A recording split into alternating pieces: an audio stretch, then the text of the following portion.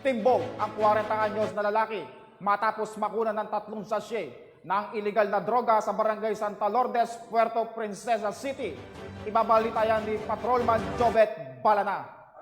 Ang isang 40 anyos na lalaki matapos mahulihan ng 3 pakete ng pinaghihinalaang shabu sa barangay Santa Lourdes kaninang alauna ng madaling araw nito lamang Abril taong kasalukuyan. Kinilala ang suspect na si Leonardo Daquiña, 40 anyos, isang high-value individual at residente ng barangay San Jose, Puerto Princesa City, Palawan. Naaresto ang suspect sa pangunguna ni Police Captain Douglas Sabando at ng mga tauhan ng RPDU Mimaropa, PIDEG 4B at iba pa. Samantala, nabilan din si Daquiña ng isang sachet ng pinaghihinalaang shabu na nagkakahalaga ng 14,000 pesos.